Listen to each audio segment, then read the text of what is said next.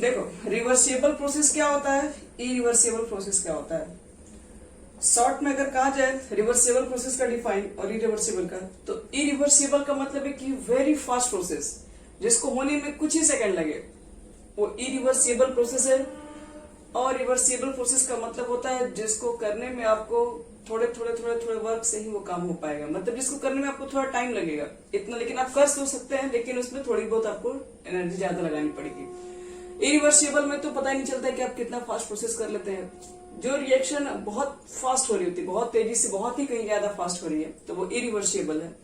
और रिवर्सिबल का मतलब है जो प्रोसेस काफी स्लो हो रही है, जिसको होने में बहुत टाइम लिया जा रहा है, वो इरिवर्सिबल प्रोसेस है।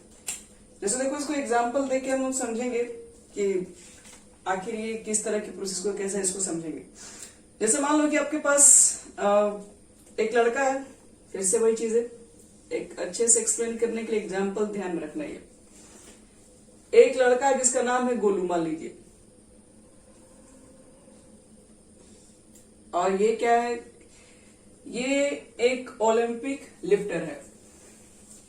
ओलंपिक लिफ्टर का मतलब है कि भारी से भारी चीजों को ये आसानी से अपने मुट्ठी में उठा लेता है। और इसकी जो कैपेसिटी है, मतलब ओलंपिक से गोल्ड मेडलिस्ट से जीत कर आया हुआ, तो इसका कुछ एक होगा कि इतने किलो तक ये उठा सकता है। तो ये जो है वो 200 केजी तक के 200 केजी को क्या करता है, ये आराम से उठा लेता है। आराम से नहीं, मतलब इसका मैक्सिमम यही है कि ये 200 केजी तक के उस सामान को उठा सकता है, यही इसकी खासियत है। तो देखो एक बार जब ये ओलंपिक से गोल्ड मेडलिस्ट जीत के आया हुआ, तो अपने शहर में आया तो अब सब लोग उसका नाम होगा ही वहां पे, क्योंकि एक तो ये 200 केजी का ये वेट उठा लिया है, आसान बात नहीं है 200 केजी का वेट उठाना। तो उठा के अपने शहर में आया, तो उसके अब मान लो कि अपने शहर में अगर कोई इतना वेट अगर उठा के आया, तो हर लोग उसको चेक करना चाहेगा कि हमारे शहर में आया तो हम लोग भी चेक करें, हम लोग भी वेट उठाने के लिए। तो जैसे वो मान लो कि अपने शहर में आया हुआ, बहुत सारे उसके फ्रेंड्स होंगे, बहुत सारे गली मोहल्ले के लोग होंगे, वो कहें कि तुम तो इतना गोल्ड मेडलिस्ट बन के आओ, चलो कुछ हम लोग भी दे रहे हैं, उसको भी उठा के दिखाओ। तो ये तो बाहर से आया हुआ है, अब जो मान लो कि जीत के आया हुआ है, बाहर से गोल्ड मेडल पहन के आया हुआ है, सब छोटा मोटा चीज को देख के तो उठा ही लेगा वो। तो बोले ठीक है हम तैयार हैं। तो क्या किया कि देखो कुछ लोग ने अपना अलग अलग तरीके से बना के रखा हुआ था। कोई मान लो 10 केजी का लेके आया हुआ था कि मेरा 10 केजी वाला उठा के दिखाओ, और कोई लेके आया था मेरा 100 केजी वाला उठा के दिखाओ। 100 नहीं, मान लो कि इस बार 210 केजी। देखो जैसे ये अपने मान लो मोहल्ले में आया, तो लोग क्या किए कि बोले कि ठीक है तुम तो मतलब ऐसे नाम सम्मान हो रहा था, तो बोला लो इसको भी उठा के दिखाओ। तो ये जब मान लो कि 200 केजी तक के वेट को आसानी से उठा सकता है, तो उसको कह दिया गया कि अब 10 केजी का वेट उठाओ, कोई सामान बना के दिया गया, बोले उसको उठा के दिखाओ। तो ये तो इसका तो ये बाएं हाथ का खेल है, ये तो चाहेगा तो ये एक उंगली पर भी क्या कर सकता है, इस वेट को आसानी से उठा सकता है। इतना ही है क्योंकि बड़ा सा गोल्ड मेडलिस्ट लड़का है। तो इसको उठाने में बताया जा रहा है कि कितना टाइम लगेगा इसको, मतलब मान लो कि इसको उठाना ही मान लो एक वर्क किया जा रहा है, एक प्रोसेस किया जा रहा है। तो इसको उठाने में हम लोग को मान के चलो कुछ सेकंड से भी कम, यहाँ से उठाएंगे बस एक तुरंत उठा के रख देगा। यहाँ पर कोई भारी सा वेट होगा 10 केजी का, इसको उठाया होगा, उसको लगा कितना हम 200 तक केजी के वेट को उठा रहे हैं, तो मेरे सामने ये वेट क्या है। ये तो एक ही हाथ से क्या करेगा, सारे वेट को उठा के अपने पास रख लेगा, इतना ही फास्ट करेगा काम। अब देखो अगर हम लोग उसको दे दें, अब मान लो कि किसी ने उसको दे दिया है 210 केजी, मतलब जितना ये मैक्सिमम रिकॉर्ड बना के उससे कहीं ज्यादा मतलब उसको मिल गया है, उसमें 10 और ज्यादा ऐड कर दिए गए। तो इतना उठा के तो ये जो गोल्ड मेडलिस्ट बना है। अगर मान लो कि इससे ज्यादा अगर वेट को दोगे उठाने के लिए, तो उसको गलती से मान लो मूर्ख बना दिया, एक बार नहीं 200 केजी का ही यहाँ पर उठा के दिखाओ, तब हम लोग मानेंगे। तो ये क्या करेगा, अपने शान को बनाए रखने के लिए, अपने आप को बचाए रखने के लिए वो कोशिश पूरा करेगा कि 200 तक बोला है तो हमको उठाना ही पड़ेगा। तो वो क्या करेगा, कोशिश तो करेगा इसके ऊपर अपना वेट उठाने का, इसको जो भी वेट देगा इसको उठाने की कोशिश करेगा, लेकिन मैक्सिमम इसका रिकॉर्ड इतना है, लेकिन उसको कहा गया कि ये भी 200 का ही है, तो वो कोशिश करेगा पूरा उठाने के लिए, क्योंकि जीत के आया हुआ, कहीं यहाँ पर आके कहीं सोसाइटी में नाम नहीं खराब हो जाए, इसलिए मेहनत पूरा करेगा। तो पूरा तो एक बार में नहीं उठेगा, क्योंकि उसको भी मालूम है कि इससे ज्यादा वेट है। तो उसको वेट भारी लग रहा है, तो वो धीरे धीरे धीरे धीरे हर एक स्टेप पे क्या करना पड़ेगा, धीरे धीरे उसको उठाना पड़ेगा। एक साथ वो बहुत तेजी से नहीं उठा सकता है। जैसे 10 kg उसके सामने क्या है, कुछ नहीं है, यहाँ पर रखा हुआ है, मान लो कि इसको तुरंत उठा लिया, कुछ सेकंड नहीं लगा। लेकिन अगर इस वेट को उठाना होगा जो कि 210 है, उसका मैक्सिमम 200 तक है, तो इसको उठाने में क्या करेगा, वो एकदम एक सेकंड नहीं उठाएगा, वो धीरे धीरे ऐसे ऐसे कर करके एक एक स्टेप करके तब जाके ये वेट को उठा पाएगा। और अगर मान लो कि यहां तक उसने अगर वेट को उठा भी लिया, अगर इसके ऊपर मान लो कोई गलती से और 10 kg का वेट रख देगा, तब तो ये फिर से वापस नीचे चला जाएगा, क्योंकि कितना मेहनत से 210 तो उठ ही नहीं रहा था उससे, और उसके ऊपर आप 10 रख दिए, फिर जहां था ये वेट फिर ये वहीं पहुंच जाएगा। तो कहने का देखो मेरा मतलब क्या है, सेंस क्या है यहां समझना। ये जो आपके पास 10 kg का जो ये वेट दिया गया, ये भी एक प्रोसेस करवाया जा रहा है, 200 के वेट देकर ये भी एक प्रोसेस करवाया जा रहा है। अंतर सिर्फ इतना ही है कि जो 10 kg का जो वेट दिया जा रहा है उसको उठाने में उसको कुछ सेकंड लग रहा है, और इतना कम टाइम लग रहा है कि उसके बीच में हमें ये पता नहीं चल रहा है कि वो कितना वर्क डन हर एक स्टेप पे कर रहा है। बस हमको दिखाई पड़ रहा है कि वो इनिशियल कर रहा है, फाइनल कर रहा है, मतलब इनिशियल दिखाई पड़ रहा है कि नीचे उठाया तुरंत। जैसे मान लो कि उसके लिए 10 kg का वेट क्या है, यहाँ पर होगा तुरंत उसको उठा लिया होगा, तो इसके लिए यहाँ से यहाँ तक जाने में कितना वर्क डन करना पड़ा ये तो पता भी नहीं चलेगा, क्योंकि कितना रिएक्शन फास्ट हो रहा है कि इसको हम कैलकुलेट भी नहीं कर पाएंगे। सिर्फ इसके इनिशियल स्टेट और फाइनल स्टेज को देख के ही बता पाएंगे इसमें क्या चेंजिंग है। लेकिन अगर मान लो कि इसको देखा जाए तो ये रिएक्शन जो भी एक प्रोसेस अगर हम इसको मानते हैं, तो 210 kg के लिए वेट उठाना आसान बात नहीं होगा। तो ये एक एक स्टेप में ये थोड़े थोड़े करके क्या करेगा, उस वेट को उठा रहा होगा। मतलब ये रिएक्शन बहुत ही स्लो है, ये प्रोसेस बहुत ही स्लो है, और इसमें हम लोग जो भी वर्क डन करेंगे वो हर एक एक पाथ पर निकालेंगे, एक एक पॉइंट पर निकालना होगा।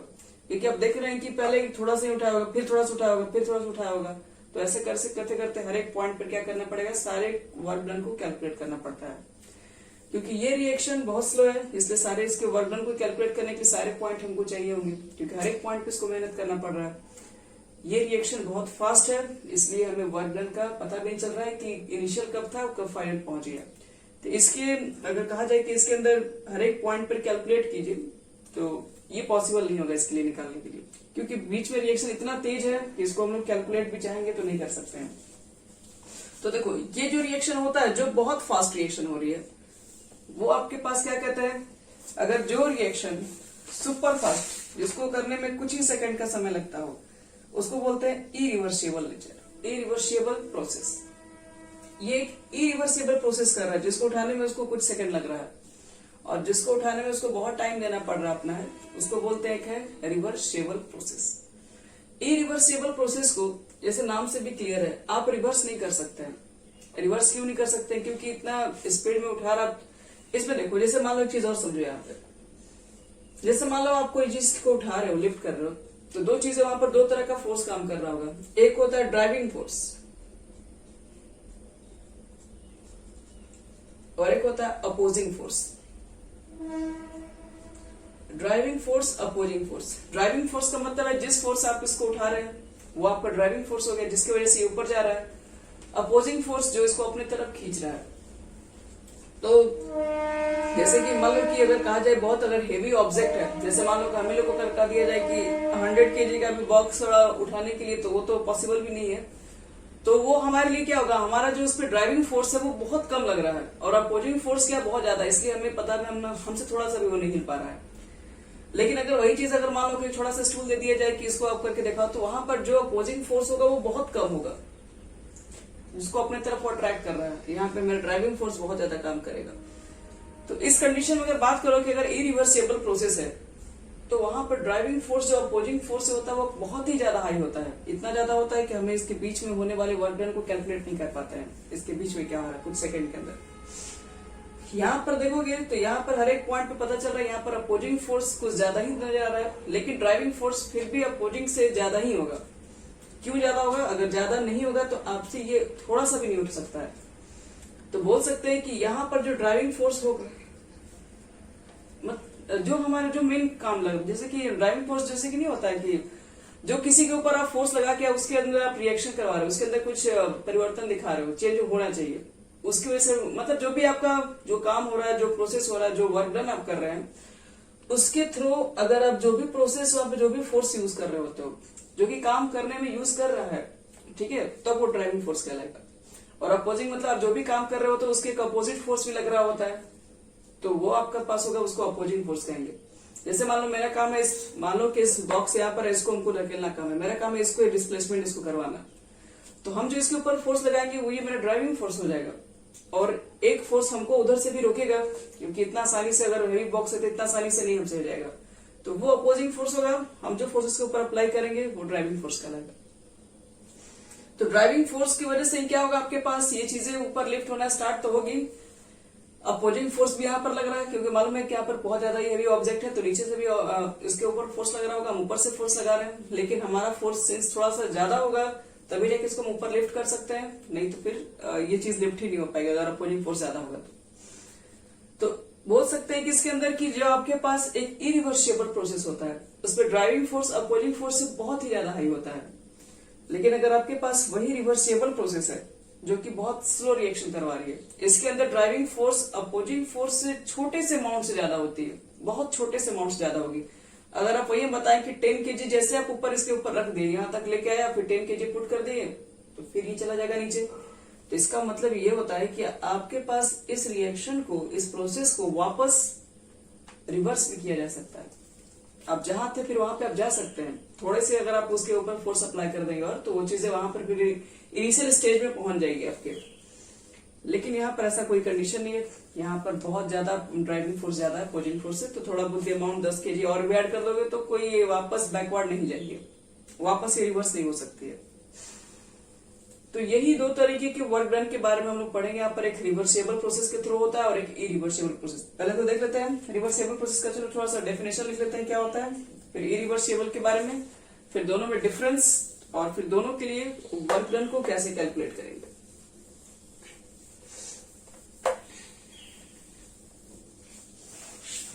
तो सबसे पहले सब लोग लिख के स्टार्ट करो। तो एक मिनट लिख के डाल दो, इरिवर्सिबल।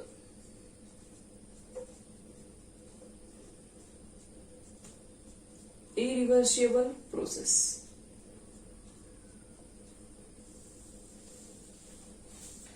लिखिए, these are very fast process. These are very fast process and complete and these are very fast process and complete in a very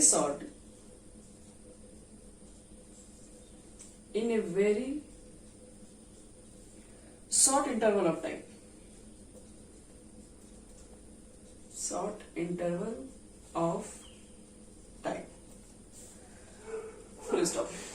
In this type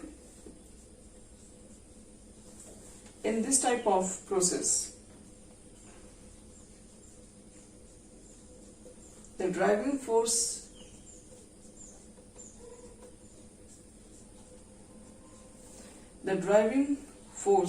much greater than, much लिख दे रही काफी है लेकिन कुछ ज्यादा होता है, much greater than the opposing forces,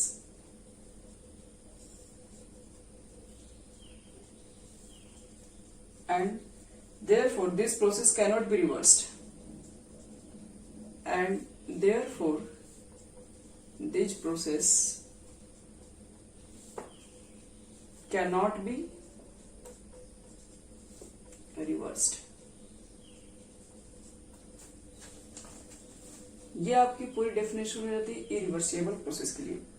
irreversible process का मतलब होता है वैसे प्रोसेस जो बहुत फास्ट हो, जिसको करने में कुछ सेकंड लगे, और इस टाइप के प्रोसेस के अंदर जो ड्राइविंग फोर्स होता है वो बहुत ग्रेटर होता है अपोजिंग फोर्सेस से। और हम लोग बोलते हैं कि देखो, all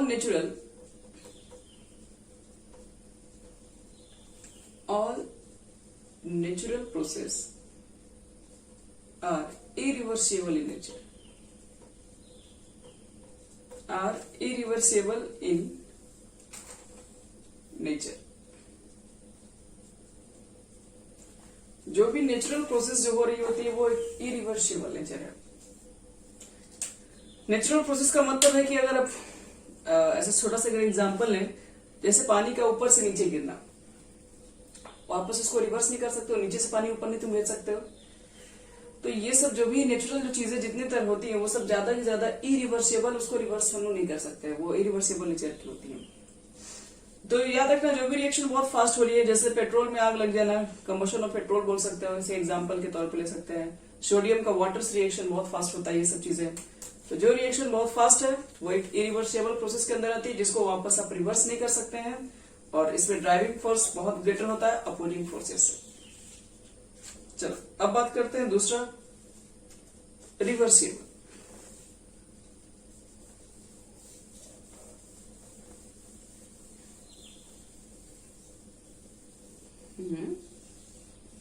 कहां पे छूट गया?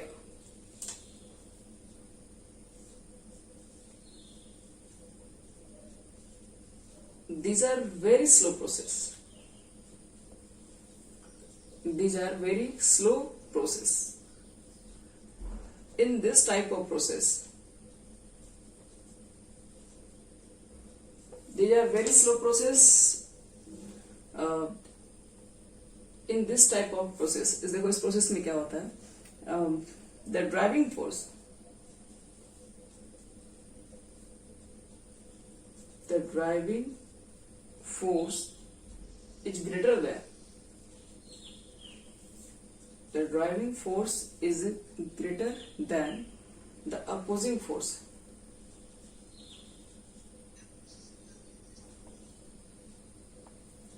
These are very slow process. In this process, the driving force is greater than opposing force. Driving force अभी भी अपोजिंग फोर्स से यहां पर ग्रेटर होगा, लेकिन बाय इनफाइनाइटेसिमली, इनफाइनाइटेसिमली इसका मतलब है ना बहुत छोटे से अमाउंट से, इसका मतलब स्मॉल होता है, स्मॉल अमाउंट।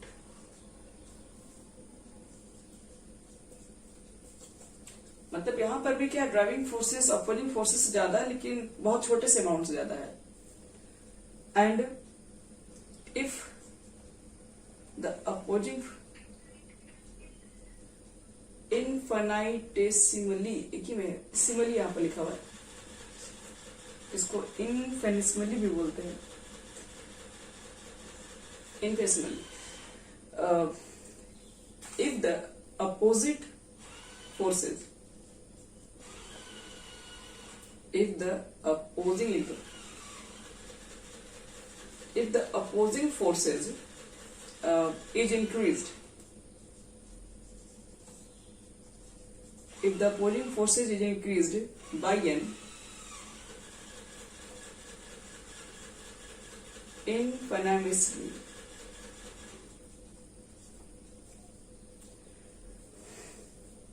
infinitesimally, हाँ इसका मतलब होता है बस। और कहा जा रहा है if the opposing forces is increased by infinitesimally, तो बोल सकते हैं कि इनफिनिटेसिमली मतलब फिर से स्मॉल अमाउंट की ऊपर बात कर रहे हैं। द प्रोसेस रिटर्न्स, तो आपके पास जो प्रोसेस है वो रिटर्न्स हो जाएगा फिर to its initial state, to its initial state. बस these are very slow process, is increased by n infinitesimally small amount.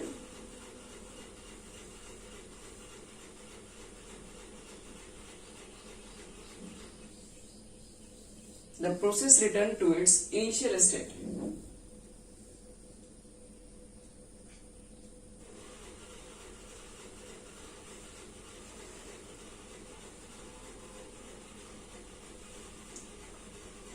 हो गया,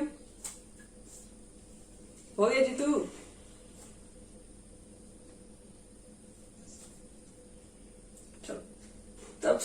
हमारा था इरिवर्सिबल, रिवर्सिबल, डेफिनेशन क्या था वो कर दी। अब देखो इसमें हम लोग क्या, हाँ ये इनिशियल स्टेट,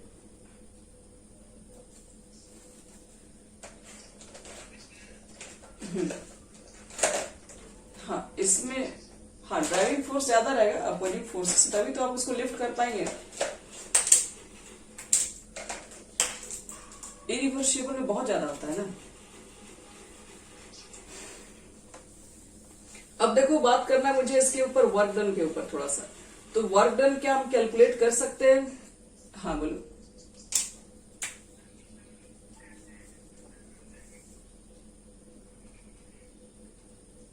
केमिकल रिएक्शन नहीं बात कर रहे यहाँ पर। हम लोग जो मेन रिएक्शन करवाएंगे वो प्रेशर वॉल्यूम के थ्रू होगा, वर्क डन किया जाएगा। तो वो हम लोग बताएंगे कैसे इसके एक्सप्रेशन को बनाएंगे, वो सब चीज हम समझाएंगे अभी। अब इसी के ऊपर अभी तो सिर्फ डेफिनेशन बता रहे हैं। अब देखो इसके ऊपर वर्क डन के ऊपर बात करेंगे, कैसे कैलकुलेट करेंगे वो सब सारी चीजें। तो अगर मान लो कि अगर आपके पास 4n, अब नीचे लिखिएगा 4n irreversible, 4n irreversible process,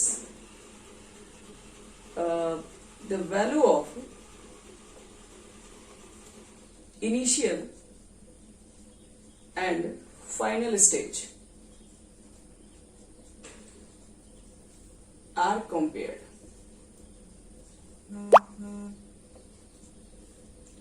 The value of initial and final stage are compared because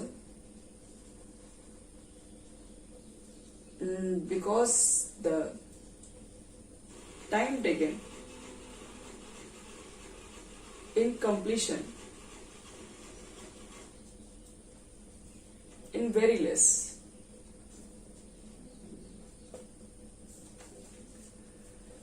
मतलब मैं यहाँ पे ये कहना चाह रहा है, अगर आपके पास इरिवर्सिबल प्रोसेस है, इरिवर्सिबल प्रोसेस के अंदर क्या बता रहे हैं कि आप सिर्फ इनिशियल और फाइनल स्टेज को सिर्फ कंपेयर कर पाएंगे, क्योंकि उनके बीच में जो लगने वाला जो टाइम दिख रहा है वो बहुत कम है, बहुत कम है। तो अब हम एक हल्का सा बोतल है, उसको हम यहाँ से अपने हाथ से उठाएंगे तो यहाँ से यहाँ तक आने में इतना कम सेकंड है कि हम इसके बारे में कितना वर्क डन हुआ, इसके बीच के वर्क डन को कैलकुलेट ही नहीं कर पाएंगे।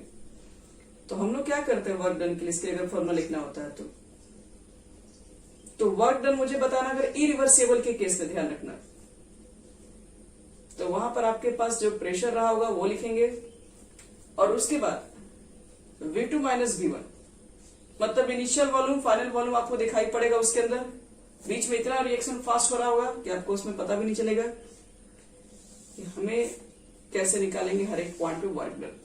इसलिए यहाँ पर लोग सिर्फ इनिशियल वॉल्यूम फाइनल वॉल्यूम पे कैलकुलेट कर देंगे, पहले कितना था बाद में कितना हो गया, प्रेशर लिख देंगे, उसके बाद वहां से वर्क डन को कैलकुलेट कर सकते हैं।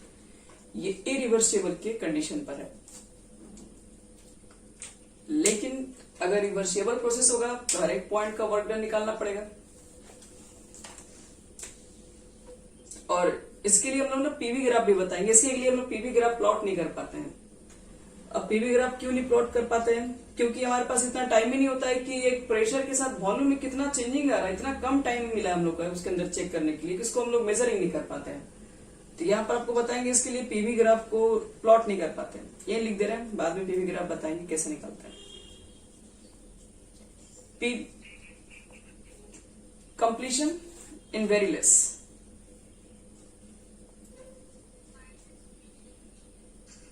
हाँ माइनस रहता है ना, कल बताए थे फॉर्मूला में, external V2 minus V1। PV graph can not be plotted, इसके लिए आप पीवी ग्राफ को प्लॉट नहीं कर सकते हैं फॉर इरिवर्सिबल प्रोसेस।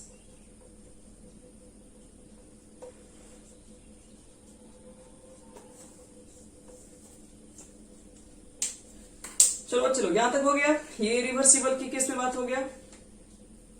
यहाँ लिख भी दीजिए टाइमिंग क्या रहेगा, आप लोग बताइए कौन सा टाइमिंग में फ्री नहीं है। तुम लोग बताओ, टाइमिंग जो प्रॉब्लम होगा उसको हम अरेंज कर लेंगे। कोई जरूरी नहीं कि सारे बच्चे एक ही टाइम पे टेस्ट दें, वो अगर प्रॉब्लम है तो अलग अलग भी हो सकता है।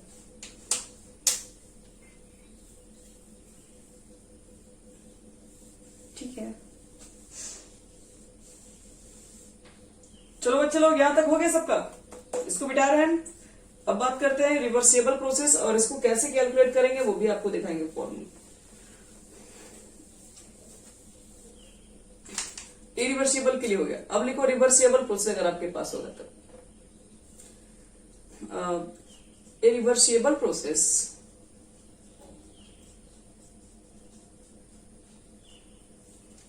can be assumed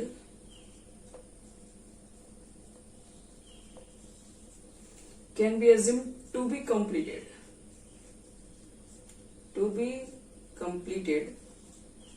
in several steps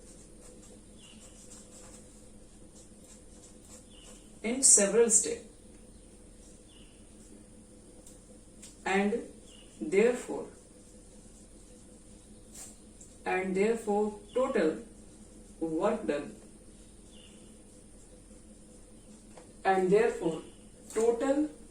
done will be the sum of all the steps। अगर इरिवर्सिबल प्रोसेस है तो उसको कंप्लीट करने में काफी स्टेप आप यूज किए होंगे, और काफी जब स्टेप आप यूज किए होंगे तो वहां का जो वर्क डन कैलकुलेट करना होगा, तो छोटे छोटे वर्क डन जो आप किए हैं सबको निकाल के ऐड कीजिए हर एक पॉइंट पे।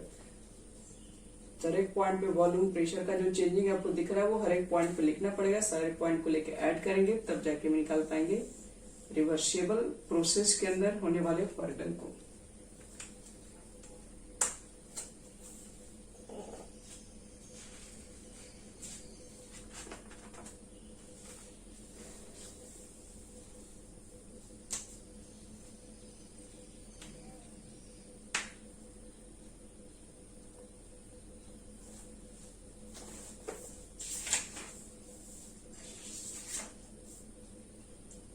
हो गया यहां तक?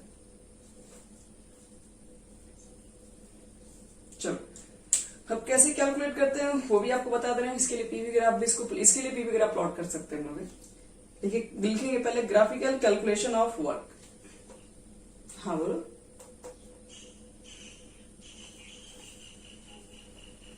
DW1, DW2, DW3 छोटे छोटे वर्क डन को कैलकुलेट करके सबको ऐड कर देंगे, तब जाके रिवर्सिबल प्रोसेस के अंदर वर्क डन कैसे कैलकुलेट करेंगे मालूम चलेगा।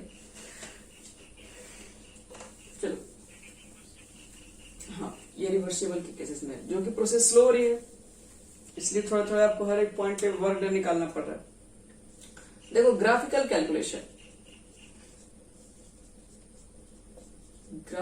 Calculation of work. तो जिसमें हम लोग पढ़ते हैं पीवी वर्क के बारे में, तो W इज इक्वल टू अगर निकालना है किसके लिए आपके पास रिवर्सिबल केसेस के लिए, तो P लिख दो, DB लिख दो, प्रेशर और वॉल्यूम में जो चेंजिंग आता है। और यहां पर जो वर्क डन जो निकलता है, यहां से work done is equal to निकलना पड़ता है एरिया अंडर पीवी कर्व। जो भी आपके पास ग्राफिकल चीजें दी होंगी और जो भी कर्व होंगी उसका एरिया आप निकाल दोगे तो वही हमारा हो जाएगा वर्क डन हो जाएगा। जैसे suppose PV curve, pressure volume curve, जैसे मान लो कि आपके पास P यहां पर है, B यहां पर है। हाँ, जैसे मान लो कि किसी तरीके का हम लोग ने वर्क डन को कैलकुलेट किया और प्रेशर वॉल्यूम में रिलेशन निकाला और कुछ इस तरीके से पॉइंट मिलता है हमको, तो हमें क्या करना है, वर्क डन कैलकुलेट करना है। तो वर्क डन जो होगा आपके पास वो देखिए, ये जितने इसके एरिया होंगे, इस पॉइंट से इस पॉइंट तक मिला दो, इसके अंडर कर्व में जितने आपके पास एरिया होंगे वही बताएगा इसका वर्क डन कितना होगा।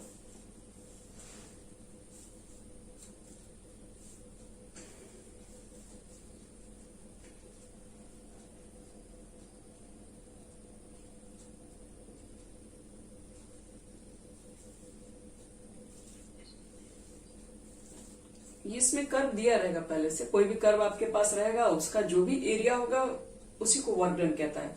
यहाँ पढ़ो क्या लिखा है, work done area under PV curve. जो पीवी कर्व आपको बना के दिया जाएगा ये आपको प्लॉट नहीं करना होगा, क्योंकि आपको करने भी नहीं आएगा। ये सारी चीज एक एक पॉइंट आपको दिया रहेगा कि पॉइंट को ये निकाला हुआ रहेगा, ठीक है। प्रेशर कितना, क्योंकि हर एक पॉइंट पे प्रेशर वॉल्यूम, क्योंकि वर्क डन तो ऐसे कैलकुलेट करेंगे हम लोग, हर एक पॉइंट पे प्रेशर क्या है, वॉल्यूम क्या है, सारे पॉइंट को जब निकालोगे तो कुछ मान लो इस तरीके से कर्व बन गया। उस कर्व का जब एरिया फाइंड करोगे तो एरिया जब निकालेंगे तब जाके इसके अंडर में जितने एरिया आएंगे उसी को हम लोग बोलेंगे वर्क डन। तो वर्क डन अगर कैलकुलेट करना है रिवर्सिबल प्रोसेस के लिए तो हमें क्या करना पड़ेगा, पीवी का ग्राफ लेकर उसके अंडर के एरिया को कैलकुलेशन से मालूम कर सकते हैं। हो गया यहां तक सबका?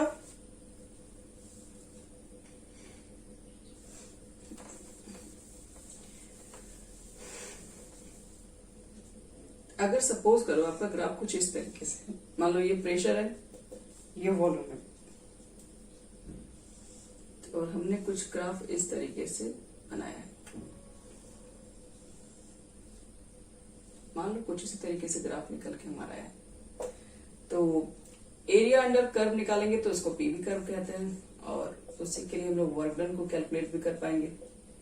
तो मान लो यहाँ पर ए है, यहाँ पर बी है, और ये आपके पास वॉल्यूम है। तो आपसे पूछे जाए कि ए टू बी अगर हम जा रहे हैं, मान लो सपोज करो ए टू बी बढ़ रहे हैं, तो वहां वर्क डन पॉजिटिव होगा कि नेगेटिव होगा हमको चेक करना है।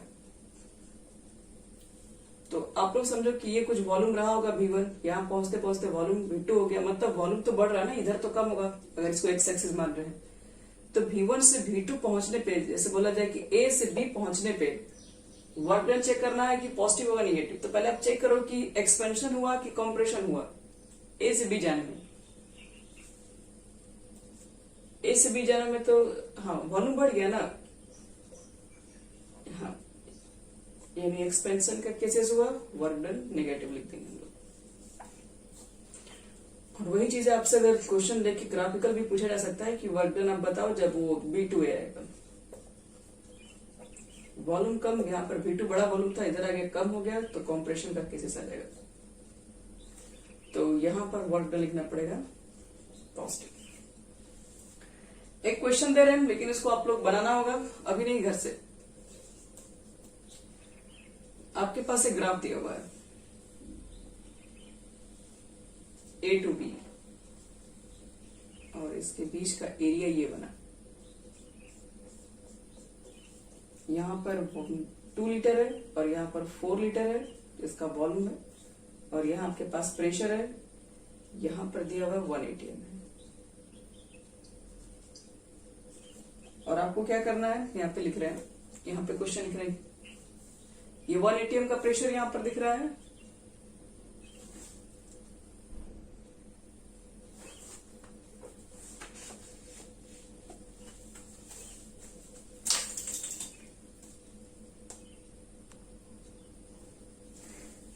system absorb 82.6 heat ongoing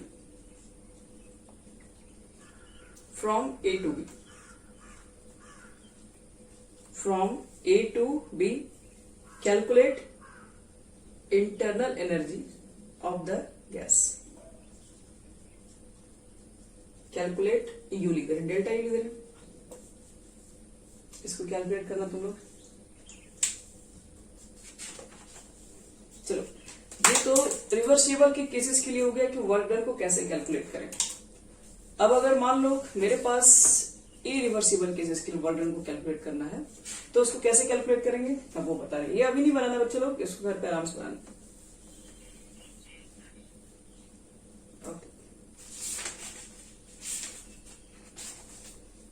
heat on going from A to B, हाँ ये प्रेशर 1 atm है, वॉल्यूम है 2 लीटर, 4 लीटर, 2 से 4, और सिस्टम एब्जॉर्ब कर रहा है 82.6 जूल हीट है, on going from A to B calculate करना है डेल्टा यू कितना होगा।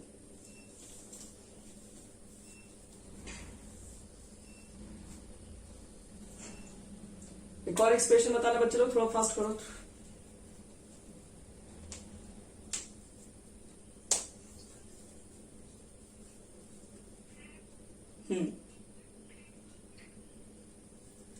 ये 2 लीटर से 4 लीटर। अच्छा, क्वेश्चन देखो यहाँ पे बोल रहा है ना कि एक सिस्टम है, ठीक है, जिसका पीवी कर्व बनाया गया है, जो कि दिया हुआ है कि वॉल्यूम 2 लीटर पहले था, फिर हो गया आपके पास 4 लीटर हो गया, 2 से 4 लीटर, और 2 से 4 लीटर तक जाने में सिस्टम को क्या किया गया कि इतना ज्यादा हीट एब्जॉर्ब किया, 82.6। तो आपसे पूछ रहा है तब बताओ कि उस गैसेस की इंटरनल एनर्जी क्या रही होगी। मिटा रहे बच्चे लोग, ठीक है, लिखो तुम लोग। अब एक नया हेडिंग जल्दी से पास करो, वर्क डन। अब हमें बताना है इन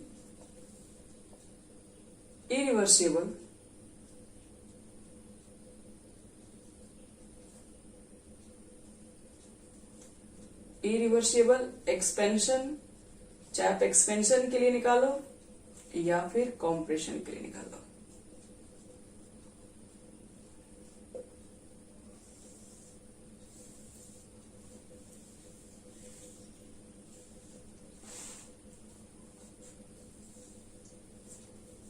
एक्सपेंशन के लिए या फिर कॉम्प्रेशन के लिए।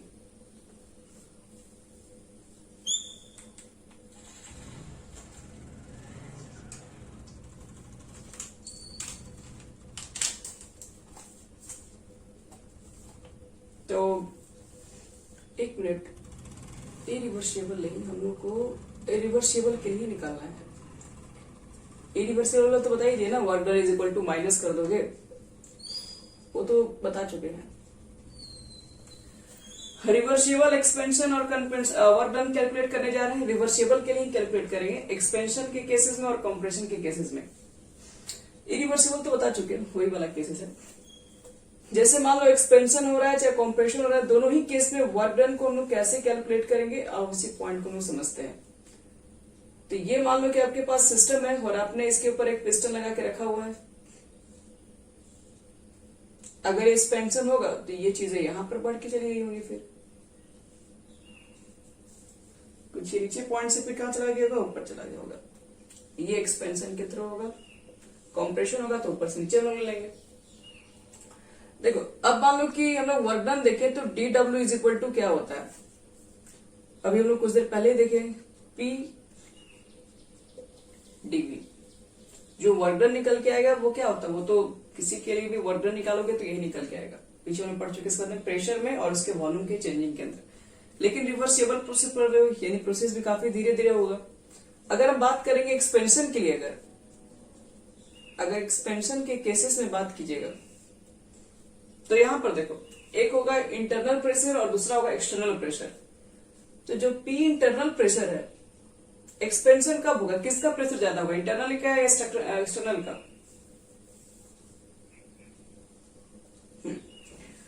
तो अगर एक्सपेंशन कोई चीजें हो रहा है, नीचे से ऊपर जा रहा है, तो इसका मतलब नीचे ज्यादा प्रेशर लग रहा होगा। तो नीचे अगर ज्यादा प्रेशर लग रहा है तभी ऊपर जा रहा है, तो इसका मतलब इंटरनल जो प्रेशर होगा वो एक्सटर्नल से ज्यादा है, बहुत छोटे अमाउंट से ज्यादा मान लीजिए। और बहुत जो छोटा अमाउंट है वो क्या है, ये ज्यादा है और ये कम है। तो ये दोनों इक्वल हमको करना है। तो इक्वल करने के लिए इसमें कुछ ऐड करना पड़ेगा। तो ऐड क्या करना पड़ेगा, थोड़ा बहुत प्रेशर ऐड करना पड़ेगा ताकि दोनों आपस में इक्वल हो सके। तो हम क्या करेंगे, यहाँ पर एक प्रेशर को ऐड करेंगे, इसको कह रहे हैं डीपी कह रहे हैं। डीपी एक स्मॉल प्रेशर है जो कि क्या करता है, इंटरनल प्रेशर को इक्वल कर देता है, एक्सटर्नल में ऐड करते हैं। तो अब अगर मान लो कि मेरे पास वर्क डन, अगर कंप्रेशन का केसेस अगर हम उठा लें, तो कंप्रेशन के केसेस में हम लोग इसके ऊपर ज्यादा प्रेशर अप्लाई करेंगे। मतलब अब यहां पर एक्सटर्नल प्रेशर ज्यादा होगा इंटरनल से, तो ये प्रेशर ज्यादा है एक्सटर्नल इस बार। तो ये कम है, तो हम लोग इसमें एक छोटा सा क्या करेंगे, स्मॉल अमाउंट प्रेशर को ऐड करेंगे और वही टीपी मान लेते, छोटा अमाउंट जो प्रेशर को मैंने ऐड किया। तो P इंटरनल माइनस डीपी। तो यहां से फिर P इंटरनल की वैल्यू अगर फाइंड करेंगे हम लोग तो कितना होगा चेक करना है। तो P इंटरनल निकालोगे, प्रेशर जो होगा वो P एक्सटर्नल, इसको इधर भेजो, माइनस डीपी के इक्वल होगा। एक्सपेंशन होगा तो ये बातें होंगी, कंप्रेशन होगा तो फिर ये काम करेंगे हम लोग। अब अगर मान लो कि सिस्टम ना एक्सपेंशन कर रहा है और ना ही कॉम्प्रेशन कर रहा है, यहां तक पहले हो गया।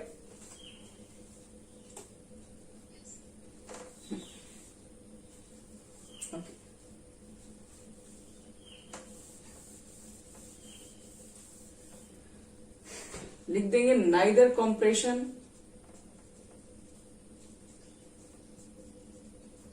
ना ही कॉम्प्रेशन हुआ और नॉर एक्सपेंशन, ना ही एक्सपेंशन हुआ। अगर एक्सपेंशन कॉम्प्रेशन अगर दोनों ही नहीं होता है तो इसका मतलब तो यही पॉसिबल है कि पी एक्सटर्नल रहा होगा पी इंटरनल के, जब दोनों ही प्रेशर ऊपर नीचे से सेम लग जाए, जाहिर सी बात है वहां पर कुछ नहीं होगा, ना एक्सपेंशन हो सकता है ना कॉम्प्रेशन हो सकता है। लेकिन फॉर एक्सपेंशन और कॉम्प्रेशन अगर दोनों ही केसेस एक साथ चलने लगे, दोनों में से कोई केसेस ले सकते हो, कोई भी, दोनों के लिए बच्चे मेथड सेम है, ठीक है। तो फॉर्मूला ये दोनों के केस में लागू करेंगे। या आपके पास एक्सपेंशन या कॉम्प्रेशन अगर दोनों में से कोई चीजें हो रही है तो डी डब्ल्यू इज इक्वल टू क्या लिखोगे? अभी हमने फॉर्मूला क्या लिखे थे? अभी जस्ट हमने लिखे थे, हमने पी डीवी लिखे थे, माइनस पी डीवी। और आपके पास जो पी है, जो प्रेशर है, तो हम चाहेंगे इस प्रेशर को, या तो यहां पर देखो ये भी आपके पास पी एक्सटर्नल प्लस डीपी है, पी एक्सटर्नल माइनस डीपी है, यानी कि अगर दोनों केसेस हो रहा है, एक्सपेंशन भी हो रहा है और कॉम्प्रेशन भी अगर आपके पास हो रहा है, तो यहां पर लोग जो वर्क डन को जो कैलकुलेट करते हैं वो क्या लिख सकते हैं? प्रेशर की जगह पर क्या पुट कर दोगे? तो पी, एक मिनट, यहां वाला जो प्रेशर रहता है वो क्या रहता है? वो एक्सटर्नल वाला प्रेशर यूज करते हैं ना।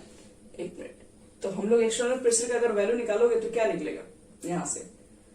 तो पी इंटरनल माइनस डीपी और पी इंटरनल प्लस डीपी, यानी कि हम लोग पी एक्सटर्नल प्रेशर का वैल्यू पुट करेंगे तो लिख सकते हैं पी इंटरनल प्लस माइनस, एक बार जुट रहा है और एक बार माइनस हो रहा है,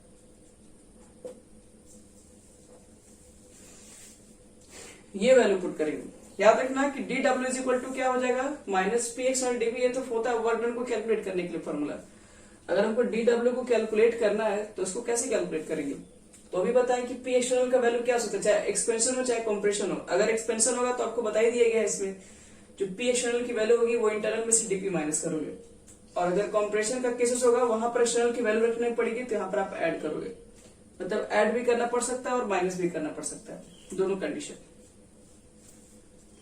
तो हमें क्या करना है? टोटल वर्क डन को कैलकुलेट करना है, उसके लिए हमें करना पड़ेगा इंटीग्रेशन दोनों साइड। अगर मुझे यहाँ पर ओवरऑल वर्क, आज कोई होमवर्क नहीं है, पूरा कल टेस्ट है, जितना पढ़ा है सब रहेगा टोटल।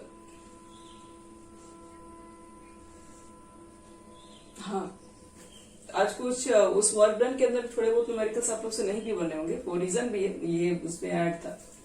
आज ये बता देंगे सब सारी चीजें तो आपका पूरा हो जाएगा कंप्लीट। आप उसके बाद पूरे न्यूमेरिकल्स को ट्राई कर सकते हैं।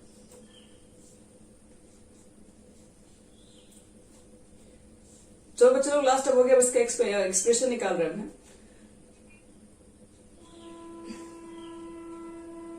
भेज दिए थे बच्चे लोग, सबको नहीं भेजे थे, ठीक है हम भेज देंगे।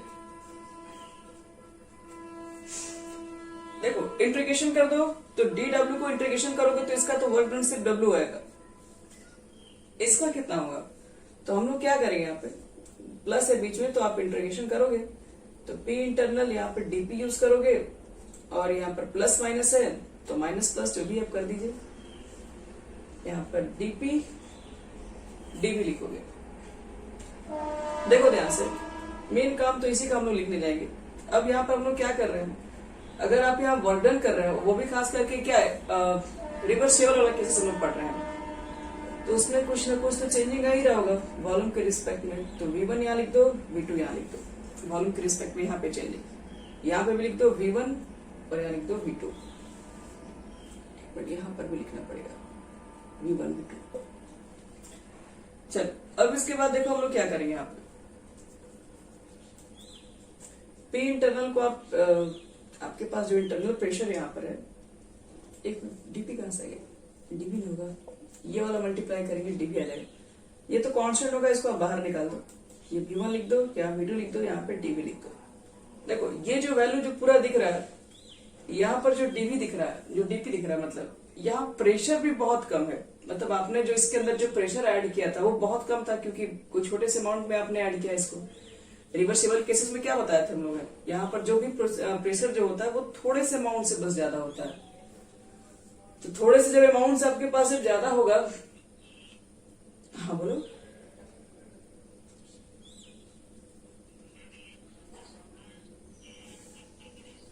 ये कांस्टेंट होता है ना इंटीग्रेशन में, जो कांस्टेंट होता है उसको हम डायरेक्ट हम बाहर निकाल सकते हैं। अब डी भी है ना, तो सिर्फ भी का इंटीग्रेशन होगा। जैसे डिफरेंशिएशन पढ़ते हो, साइन एक्स का डिफरेंशिएशन करोगे कॉस एक्स, लेकिन अगर वही हम कोई मान लो कि 2 साइन एक्स का देंगे तो 2 को तो आप वैसे ही बाहर निकाल दोगे, 2 को थोड़ी डिफरेंशिएट करोगे। तो एक्स के रिस्पेक्ट में किया जा रहा है तो सिर्फ एक्स को डिफरेंशिएट करेंगे। हाँ बोलो।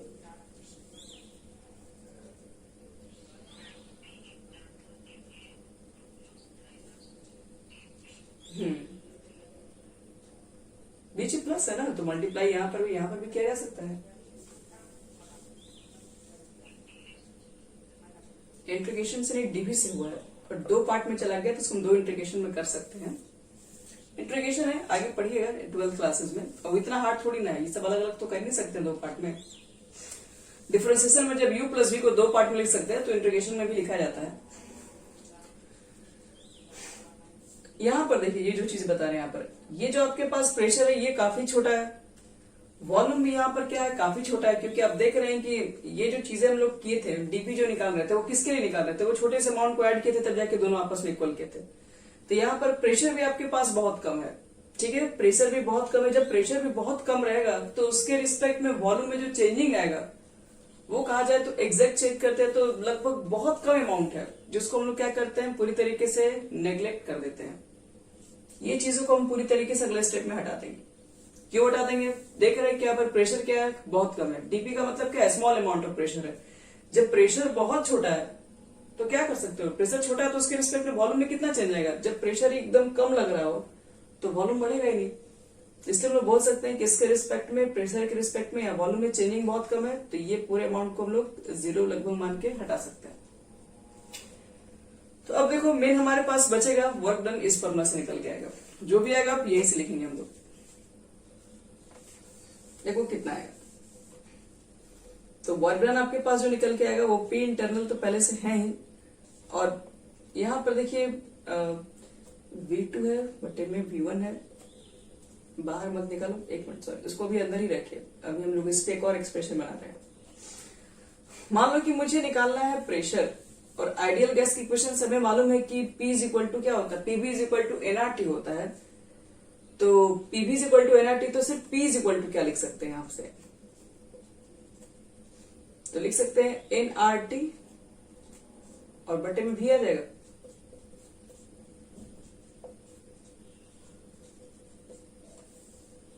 तो हम क्या कर देंगे, यहां से प्रेशर को कन्वर्ट कर लेंगे NRT बटे में V पे।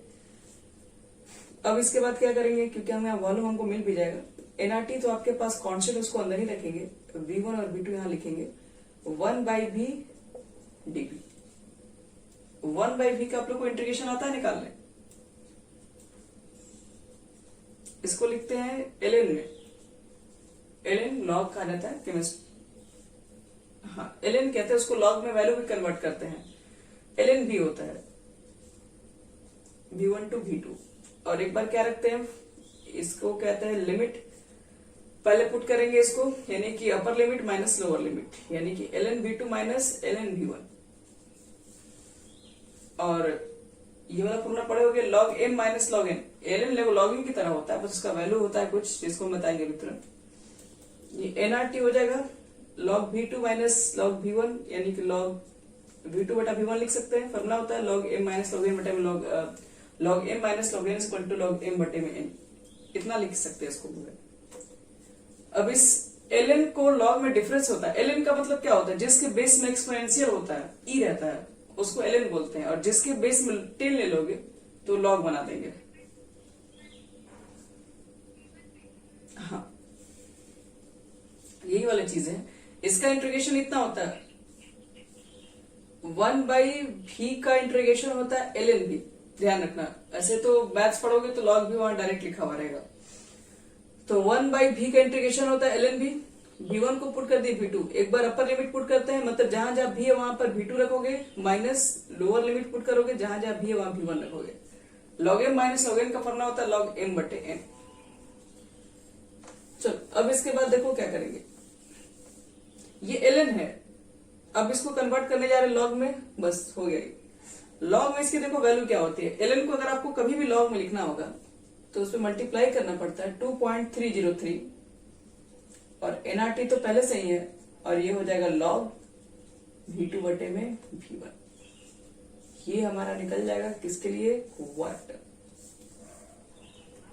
ये लिख देना ln, मान लो ln कोई x अगर है तो ये 2.303 log x हो जाएगा। कहोगे दोनों में क्या डिफरेंस है, तो दोनों में डिफरेंस है, इसके बेस में 10 है, इसकी बेस में e है। e क्या होता है, एक्सपोनेंशियल्स होता है, एक्सपोनेंशियल्स की वैल्यू होती है 2 और 3 के बीच में, आप लोग मैथ्स में इसको पढ़ेंगे। तो देखो बच्चे लोग, एक फॉर्मूला हमारा निकल के आ गया, W is equal to minus 2.303 nRT log V2 बटे में V1 होगा।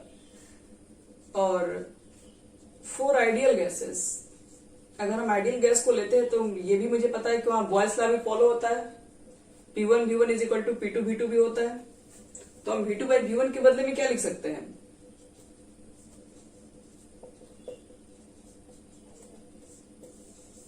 तो V2 बाई V1 के बदले में P1 बाई P2 भी लिखा जा सकता है।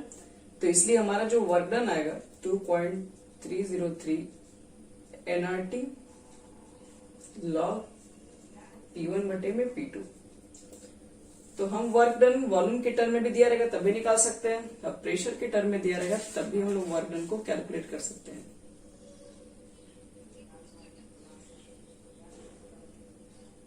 हाँ, तो हम लोग किए थे ना log m minus log n, तो V2 पहले आया था कि नहीं।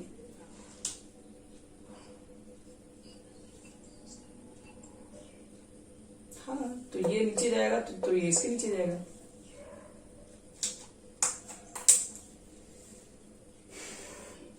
अब चलो बच्चे लोग, इसमें अब जितने सारे न्यूमेरिकल्स हैं वो अब तुम लोग से सब बन जाएंगे, जितना कल भेजे थे वो सब बन जाएगा। अब टोटल ट्राई करना, अब उसमें एक भी छोड़ने लायक नहीं है क्वेश्चन, और कल आपका पूरा टेस्ट होगा। क्या बोलो, हम भेज दे रहे हो तुरंत।